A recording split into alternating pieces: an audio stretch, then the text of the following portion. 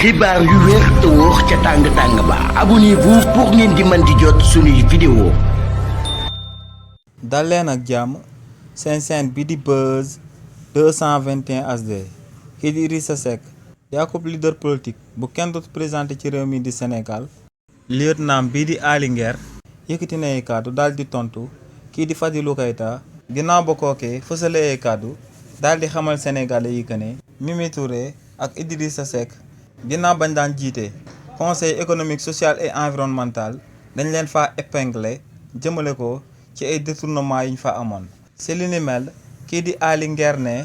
kii di Fadilou Keita daa nekk di jaar ci tànk yi nga xam ne moom la mentoram bii di Ousmane Sonko daal di jaar te moom mooy day wax loo xam ne du ci andi benn firndeel ne kii di Ousmane Sonko ginnaaw ba mu daan nekk ci opposition bi fii la waxoon que ne am na akub rapport bu daal di épinglé kii di Mame Mbaye Niang te ne rapport boobee moom moo sabab ñu daal di koy condamné ci première instance daal di koy condamné ci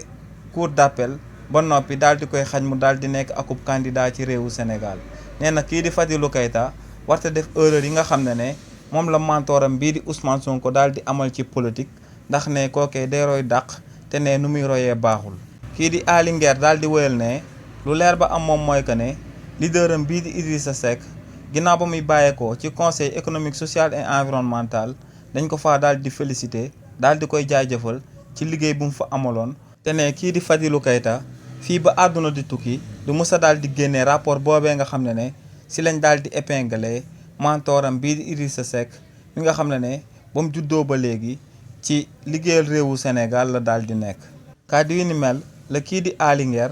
di kenn ci lieutenant Idrissa Seck yi daal di fësal daal di koy tontoo kii di Fadilou Keita si lum daal di songu leaderam bii di Idrissa Seck. xibaar yu wér te wóor ca tàng-tàng ba abonnez-vous pour ngeen di mën di jot suñuy vidéo.